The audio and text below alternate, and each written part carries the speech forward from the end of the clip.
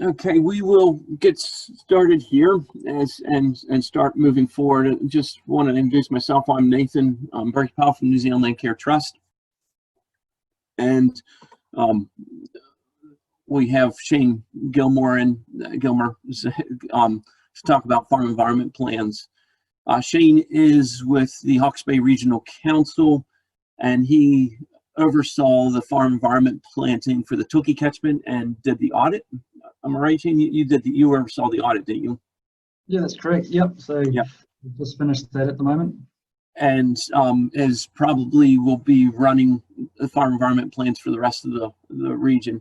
So he's here today. He'll discuss farm environment plans, what the regional council looks for in them, what you're needing, what you'll need to do in the future, and how we do this.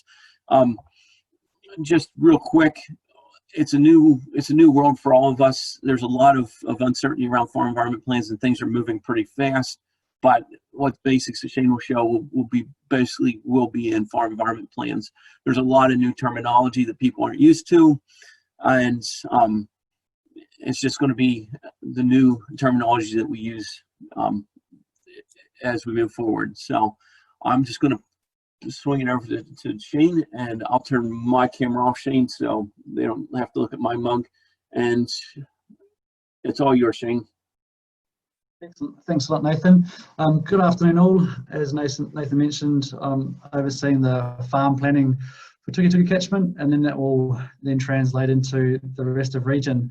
So I've been asked today just to cover off introduction to farm planning, talk a little bit about what we've got inside the Tookie catchment, and then cover off a little bit of what is happening in Tank and with regard to the Karamu as well.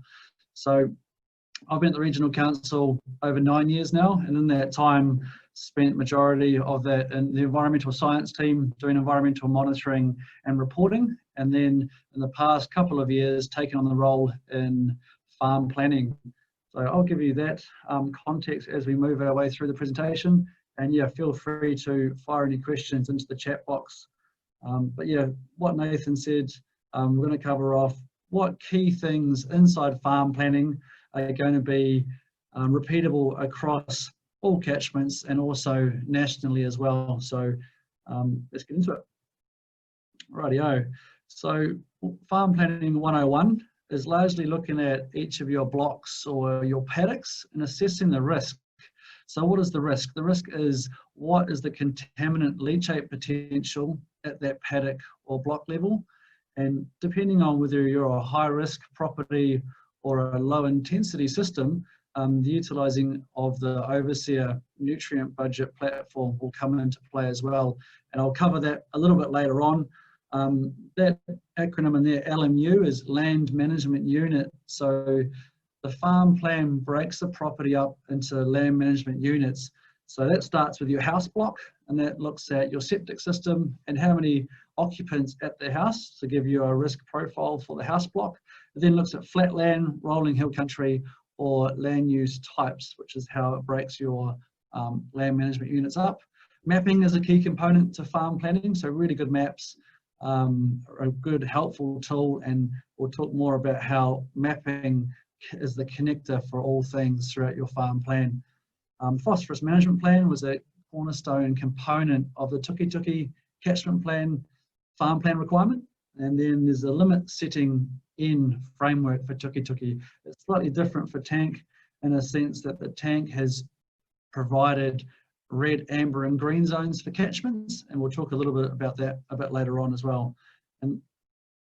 And also stock exclusion. So stock exclusion is the #1 rule across the country for managing contaminant leachate into waterways. So again, a lot of different stock exclusion rules are applied across the country, and that's now being captured with the National Policy Statement for Freshwater, which has just come out this week and will land sometime toward the end of the year. And that has a stock exclusion rule there for cattle, deer and pig with a 3-metre setback. So I just want to touch on what is in the Tookie schedule. And so when we say Schedule 22 here, what it refers to is inside the catchment plan, there's 2 pages that says your farm plan must have these specific requirements covered in there. And so the Tuki speaks to the 5 management objectives, and it's largely the same in TANK, and it's largely the same in the National Policy Statement, and also just been released in the National Environmental Standards, which is the freshwater module, which you may be hearing about in the media of late. So your freshwater module covers these key components as well, again targeting the 4 major contaminants off your landscape, which are sediment, nitrogen, phosphorus, and E. coli or fecal contamination. So I'll just quickly skim over those, and there's a bit more detail further in the presentation. So irrigation management is efficiencies, so both design, system, maintenance, and then calibration. Soil management, soil compaction, pugging, stream bank erosion, riparian protection, and erosion on hillsides for slips, and then landscape function around slumping and earth flow as well. Wetlands and riparian, largely that's stock exclusion, and then the identification of wetlands as well, and how you manage wetlands, and also how a wetland and a dam is different, and how you may want to convert some of your dams to wetlands, and just what the design features and functionality of those particular areas on your property may look like. And I guess in the coming few years, wetlands are a multi-function purpose, and so both from biodiversity, stock watering, and also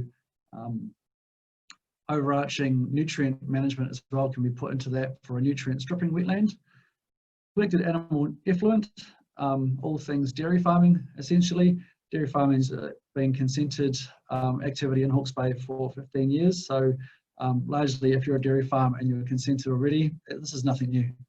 Livestock management, that's around stock exclusion, and also looking at age classes of your animals, on what particular soils, and having grazing regimes that allow for different weather conditions, because a lot of the surface water runoff and major contaminant leachate off a farm system is only occurring in half a dozen events over the course of the year. So matching your livestock classes with slope aspect and soil type is what that refers to. And lastly, smart targets. So where this all gets wrapped up is where the farm plan provider comes on property, assesses all of your blocks with these key 5 management objectives in mind, looking at the 4 major contaminants, and then provides you, the landowner or land manager, with an action list. And that action list takes on the catchment rules. It also tackles your priorities around what is your contaminant leachate risk. So smart target just means that they are specific, measurable, assignable, realistic, and time-bound. So there has to be all of those in order to be audited to see that you're actually on track to delivering those targets. And those targets are your farm targets, they're your personal targets and or aspirations for the property. And in doing that, they obviously align with the catchment plan rules. So it's good to know that there's a definite split between on progress to meet target for a catchment plan rule, and on target and to meet your aspirations on property. It's something completely different, but it's also captured in the farm planning process. So just to cover off those 4 major contaminant classes and how they interact with your property, on the photo on the left here, stream bank erosion is significant at those core 6 events during the year, obviously transporting sediment and phosphorus, and sometimes E. coli and fecal contamination if there's stock access to that waterway. And I've spent years doing DNA surveys looking at fecal contamination for swimming sites throughout Hawke's Bay, and largely see that waterfowl and ruminant is the major source of contaminants off the riparian margin and in a waterway. And also good to note that phosphorus is bound to soil particle wet. So where you see surface water runoff entering a waterway or off the stream bank erosion, you're obviously contributing dissolved reactive phosphorus to the waterway as well. And we'll cover off a little bit more on that later on in regard to the tank plan. And that's similar to Tuki, but in the tank catchment plan, it has a tighter alignment with what's happening in the water quality space. So for example, Nathan said a lot of the group here today is from the Karamu catchment. And so Karamu catchment has got high sources of dissolved reactive phosphorus. So that would be something that your farm planner would target inside your farm plan. And what I cover now, critical source areas. So critical source areas are where any one of those 4 major contaminants can access a waterway or can get to a waterway. So from an erosion perspective, if that erosion where the bare earth is exposed, can that get to a waterway? That is considered a critical source area. And the key thing to know about sediment is it's the master stressor for all aquatic life. So that's why riparian protection and riparian margin has become such a common rule across all catchments in New Zealand, because that is the biggest risk to aquatic life. And critical source areas are also up off the property margin or the stream margin itself, and can be things such as tile drains. And if you had high leachate potential on a particular block and it was tile drained, well, actually that's going to become a critical source area as well, and your farm planner will step you through processes to mitigate those high concentrations entering the waterway. And I guess it's also good to know that it's not just freshwater aquatic ecology that sediment and those contaminants enrichment affect. It also goes into the estuarine ecosystems and also out to sea, so the marine is connected in that space as well. So just a little more detail on critical source areas. So bare earth is one of the key things that we want to mitigate inside your farm plan. And of just recent times, the National Policy Statement has been talking to a 4-week fallow period for post-winter grazing. So having a cover crop go in there, which could just be any form of ryegrass, to start capturing and holding on to that soil structure, and that also hangs on to the nutrients as well. So that's one thing that we'll see being played out across New Zealand. But again, it's pretty simple when you see this photo at the bottom right here. This is the cropping situation. It's got a good grass buffer, and it's been sprayed out to the edge here. So there's a good few meters there, which obviously captures contaminants running off that property. And you can see that actually the property slope, it's sloping back into the paddock there as well. So really good to see mitigations like that. We've covered bare earth and earth flow. Obviously, Hawke's Bay Hill Country is incredibly mobile with sedimentary and mudstones.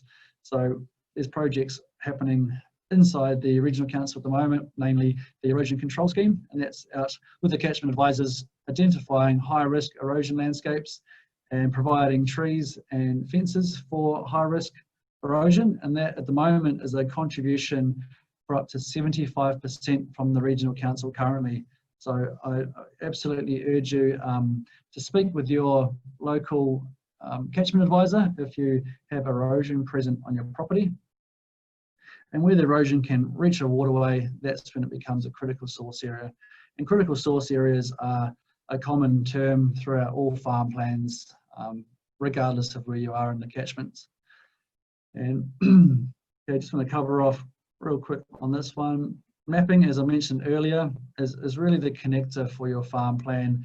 So the farm map speaks to all of your risks, your critical source areas, and also your assets as well. So you can cover your water reticulation as well. But yeah, the map here, absolutely pivotal to have good maps, and then to have your maps be used for operational planning with your staff, and then just to make it really simple. Risk areas we covered off. Nutrient budget, I'll go into a bit more detail shortly. Stock exclusion planning. So stock exclusion, whilst it sounds quite frightening and very costly, stock exclusion can be done with a hot wire as well. So stock exclusion inside the Tuki included all the ephemeral streams, which are the temporarily flowing streams that occur only throughout winter or under set climatic conditions, and a hot wire is absolutely fine. GMP, which is good management practice, is largely recognised by all industry groups as good sustainability practice, and basically advertised as having a co-benefit for economics and the environment. and then the action list, which binds all of that stuff together to give you clear guidance on what you need to do and when you need to do it. In Hawke's Bay, we have approved providers, so farm plans are not authored by catchment advisors, they're authored by a list of approved providers that have gone through an accreditation process, and all of our providers here have got the tick and many years of experience in the game. So we have around 14 accredited farm plan providers, and that's around 10 different companies in Hawke's Bay that do that. And yeah, largely everybody in that list has between 10 and 20 years of experience in the game. And so these are the people who will be doing your farm plans. So yeah, that's that. So nutrient management, again, winter grazing is one of those activities where it can contribute all 4 of those major contaminants off the landscape and into waterways. So that's why we've seen rules around winter grazing pop up in the National Policy Statement for Freshwater Management, and what I spoke to earlier in regard to no more than 4 weeks of bare earth post a winter graze, and that rule will be rolled out nationally. Okay, so I want to cover off nutrient budgets here, and this, what you're looking at is a overseer nutrient budget. And so the overseer platform takes on all of your farm inputs, your soil type aspect, your soil parent material, and your climatic conditions at your site, be it proximity to the coast and also your annual rainfall. And so you basically put in all of that, including any imported feed and exported feed. So it's an input-output based platform that gives you at the block level what is your nutrient efficiency. So it's not simply telling you how much you're leaching. It's not just that. It's a great tool. It has so much detail in there. So what I want to cover off today, obviously we all hear about overseer in regard to managing N and leachate value. So that is true in regulation, but it covers off so much more, and it can really inform your business decisions around nutrient cycling and nutrient efficiency. So really quick, this is telling us here how much N is beneath the root zone per annum. N per hectare per year has been leached. And again, phosphorus over the whole property, and then phosphorus leached by kilogram per hectare per year. And GHG, you would have heard about the carbon zero bill, and maybe carbon sequestration is a new term. This here talks to your overall emissions, and this is another good part of overseer, where you can start that journey on looking at your overall carbon footprint, carbon neutrality, carbon farming, and all those sorts of things will basically be leveraged off your emissions calculation in here, along with a couple of other tools that are being worked on currently. So over to the left here, this is at the block level, it talks about the soil. Aotearoa 52A1 comes out of a program named SMAP. And then along this axis here, it just talks to what are you losing at each of the block level. And then you can ask overseer to give you efficiencies around what and how we are cycling nitrate in through those blocks. And I've just pulled up this one here just to give you an example of what is the potential leakiness versus a crop versus scrub, basically, just as an example. So here showing 2,630 kilos of N over a 7 hectare area, and it's the loss of 351, which is absolutely extreme, but that's on that particular soil type, which I haven't got there. So down to trees and scrub, which is 3. So just for example's sake, looking at how different practices leak considerably different leachate values. And one of the key things to know about that in particular, for the tuki-tuki, we have not many dairy farms in the grand scheme of things. So we have sheep and beef as our dominant farming farm system type that is over its end leaching value. And that's largely to do with if you have flatland and it's being cropped, that will significantly sway your nutrient leachate value, which is what I've shown you there today. All right, on to good management practice. So this is delivered from regional industry reps, and this is great stuff that's been happening on property for over a decade. And so I've flicked through to Nathan any of these references if the group would like to see or get any more of this information. It's freely available on each of the industry websites, and we're happy to forward through anything as well. So beef and lamb, dairy NZ and Fonterra all have fantastic good management practice guidelines, and that all speaks to lowering of your environmental footprint and also boosting your productivity through better efficient use of your nutrients. And so on this top right picture here, this is a part of the farm planner guide from Dairy NZ, and that is the winter grazing guide planner, and that speaks to identifying critical source areas, the way you graze the crop, to waterway, and use of mobile troughs, and also the use of a back fence. So bringing in together those 3-4 components that really allow you to graze that winter feed in the most environmentally sustainable manner.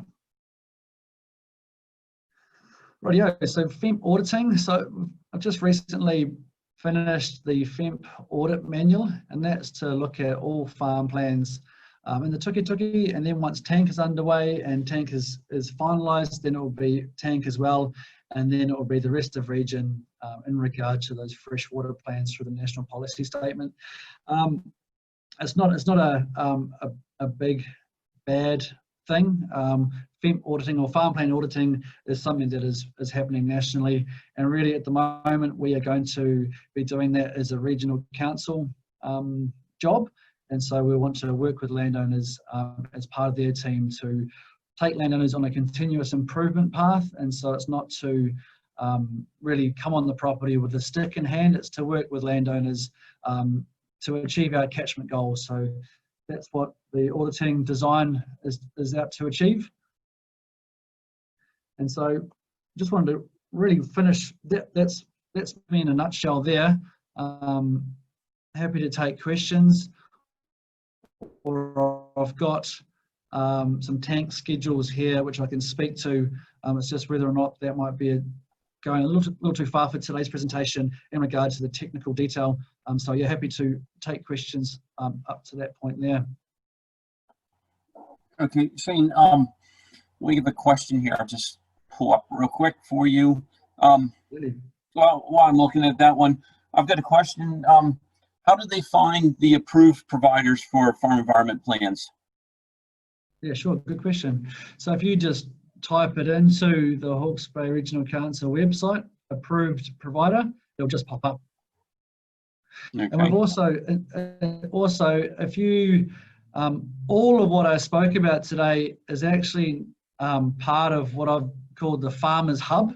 So if you type in Farmers Hub, or it might even pop up on the main page, the website's constantly changing. So you type in Farmers Hub and then everything is in there as well. So good management practice and just all good information is nestled into there. So, or even furthermore, in regard to that question, happy to take a phone call and match you with the best fit. So we have 14 farm plan approved providers with largely 14 different backgrounds. So it depends on what system type you are and maybe what your aspirations for your farm plan were. I could match you with the correct person if you want that. Okay. And then I've got a question here. Who comes up with the SMART targets? The landowner in conjunction with the regional council, or is that the planner who comes up with those SMART targets? Yeah, sure. Good question. So that is the landowner with the farm planner. Okay. So there'll be ones you must have, for example, regional rules, but largely the rest of it is up to the landowner. Okay. What I've done is I've unmuted people, so if they want to ask a question, they're more than happy to physically ask the question instead of typing it in, all they have to do is hit the unmute button, and they can ask a question. Since we don't have that many people here, does anybody have any questions for Shane?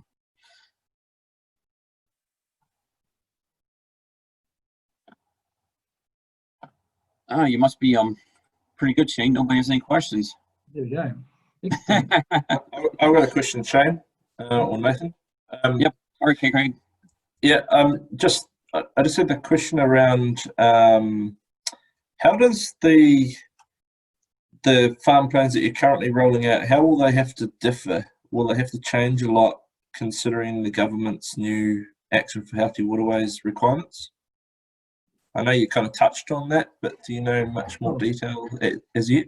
Yeah, absolutely. So inside the Tuki, that is one of the most stringent farm plan schedules in the country, and the tank catchment plan has a similar set of requirements. So it's nothing extra is going into our catchments farm plan requirements that is now being advertised in the NPS. So the NPS is largely to address areas or regions that don't have any catchment plans. So it's largely the rest of those areas in the country catching up to areas where catchment plans are underway. Yeah, so you'll hear terms such as the freshwater module or the freshwater farm plan. They're absolutely covered in more detail inside tank and inside Tuki here regionally. Okay, and if we wanted to have a look at the full details of those farm plans, would you go to the Farmers Hub, would we? Is that what you were saying? Yeah, absolutely. Yeah, or I can send through, if you want to look at the tank one or the Tuki one, it's all just in the catchment plans. Awesome. So, for example, I think it's Schedule 30 inside the tank plan. I couldn't give you the page number off the top of my head, but Schedule 30 is the tank farm plan requirements. And when were those? When's the tank plan change? The farm environment plans? Is there a deadline on that? No, because we're only at the submission process. So the deadlines for when you need to have your farm plan done by in tank is yet to be determined. One key deadline to be aware of though inside tank is the stock exclusion rule of 2023. So that has to be demonstrated by 2023. So you could use that date as the date you would want your farm plan to be done by. So the key thing to know in regard to deadlines inside tank is that once the catchment plan becomes operative, there is a 3-year deadline for all properties inside the red zone. And I can quickly flick to a red zone here. This is not all of the red zones. This is just a small portion of red zone. So, but all those maps are available. So the red zone speaks to, in this particular situation, nitrate load, and then there's sediment yield and dissolved oxygen as well. So whenever that catchment plan becomes operative, the 3-year timer will start for that red zone deadline. Okay. Yeah. Alice asked that if the links would be available with the recording. Yeah, Allison, what we'll do, we'll also email those links to you since you've registered. It'll be yeah, we'll email those links to you, Alice, so you can get to them later. But they're also there on the side, and go from there. Do we have any other questions here, or can we end this one? For those that attended, thanks. I see most of the people who attended are in the Paratua Awanui catchment. So yeah, as you can see, we're in that yellow zone for the most part, a little bit in that green zone there too. So what does that mean for those guys, Shane? Yeah, sure. So we've got the orange zone here is a 6-year deadline for your farm plan, and the green zone is a 9-year deadline. Okay. And what we've got on the right-hand side here, is the Paratus, and the Paratus is this orange one here, isn't it? No, So it's the up over to the left there. up here? Yep. Okay, cool. So this next map here is a schedule map for dissolved oxygen. So that's where the tank plan slightly differs from the tuki-tuki. It takes into more account ecosystem services and prioritization. So this here is dissolved oxygen. And so as the stream goes towards the main stem, it goes through different ratings. So this is looking at the abundance of macrophyte or aquatic algae growth in the stream corridor. So the farm plan in these particular areas will refer to shading as a mitigation technique for the properties to shade out that macrophyte growth to allow the diurnal flux of available oxygen to fish and that sort of thing, and macroinvertebrates. So Okay. that's different to the tuki-tuki in a sense where tuki-tuki was largely looking at the 4 major contaminants entering the waterway. Okay. I got one more question here about the costs for farm environment plans. What was it? Sorry, cost. Potential cost. Oh, yeah, sure. Yeah, good question. So it really depends on the complexity of your farm system. A simple farm plan without a nutrient budget would be $1,000, and that's for a small property, let's say up to 200 hectares. And then if you had a complex or variable farm system and the requirement to have an overseer nutrient budget, it could be $5,000. Okay. So the more complicated would be like around cropping. As simple would be dry stock type stuff, right? Yeah, absolutely. Yeah. Yep. And there's certainly a lot of value add in some of the suppliers in the farm planning approved list. So Yep. it really depends on the aspiration of the landowner, whether you want a farm plan that just meets the minimum requirements or a farm plan that speaks to business scenarios as well as environmentals. And then you've got the carbon sequestration and carbon accountancy component as well. So there's lots of different layers to it. So it's a personal preference. Yeah. Okay. The light green on the map, how long do they have for farm environment plans? Yeah, that's 6 years. 6 years. Okay. Yep. And yep. But Okay. all of those deadlines will be socialized once the plan becomes operative, and they also may be changed now with the national policy statement. So the alignment of that is yet to be determined. So it may be as close as 2024. So yep. So that will all be socialized. Yep. The questions are flying in now. So is it potential that a farmer can do most of the farm plan himself and on a simple system and just get it signed off by a registered person to help bring down the cost, or how does that sit? Yeah, you could do. Yep. In the past, we used to have industry bodies doing a little bit of the work, and then it was handed over to one of the accredited providers to finalise.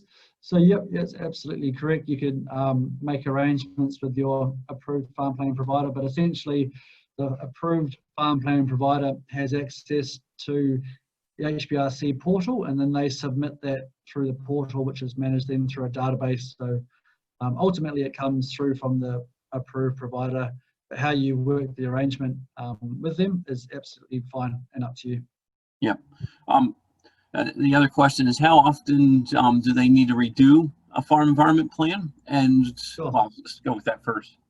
Yeah, absolutely. So in the tuki-tuki, it's a 3-year review cycle. So the farm plan must be reviewed 3 years and then resubmitted back to the regional council with changes.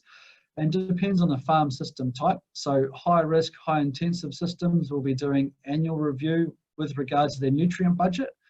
And in the tank catchment plan, it's as written at the moment, a 5-year review cycle, so no more than 5 years. But the key difference between tuki-tuki and tank is actually you'll be reviewing annually and reporting annually to the regional council as a landowner inside the tank catchment. So it's 2 different things happening there. And this is also subject to change because we're only at that submission part of the catchment plan. So as it's written right now, you'll be required to report annually on your progress of GMP adoption or your on-farm mitigations. And you also have the ability to do that as a group. So not just as an individual, but you get to do it together with your neighbours or a group of you in the same catchment. And that's called a catchment collective. And then let's say you appoint one person for the role and they can report all of your collective actions into one annual report card and then submit that through to us. So yeah, I can speak on that. That's one of the things that we really pushed in the tank when it was getting changed is addressing the issues at a catchment instead of an individual farm. Yeah. and that kind of thing. Any cost to the auditing? At the moment, no. Okay. So that will change. So I've been able to fight and get that over the line as an internal cost, hopefully for the next 12 to 24 months. But I'm sure by the time it gets to tank, it'll be a charge up. So there'll be a cost to the landowner by the time it gets to you, because it will probably be 24 months or more before auditing happens in the tank catchment. Okay. Yep. The just around the last question about redoing these farm environment plans, you know, they get checked.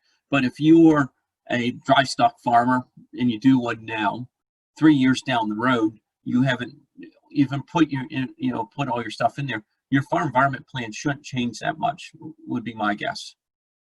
It only will change if you decided to change to a different style of farming.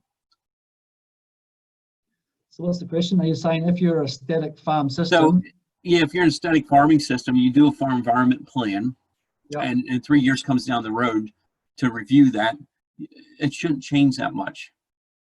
No, that's correct. Right? No, it would just be reporting on, for example, GMP. You know, you're probably gone from current day, you might be doing 10 GMP on your property without even knowing it.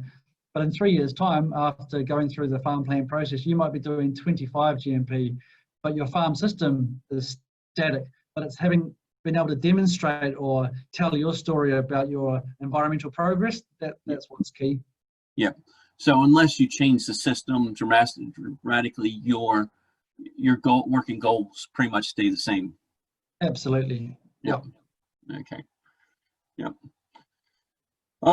Yep. That's it, Shane. We will we'll call it an end here. We appreciate you spending your time with this. If anybody has any questions for Shane, you can contact him at the Regional Council. Or get in contact with me and I can get you in contact with Shane. We will see him popping up over the next few years here and there and talking more about implementing this, especially around the tank plan change and stuff. So Shane, appreciate you spending your time here, and yeah, we look forward to hearing to what happens in the future. Yeah, thanks a lot, Nathan. And yeah, absolutely invite any phone calls or if you want to pop in and see me, more than happy to help out. So yeah, thanks a lot. Yeah. All right. We will those in the Paratua Awanui catchments, you'll get an email out in the next couple of days to set up our first meeting. And I appreciate everybody for attending, and have a lovely week.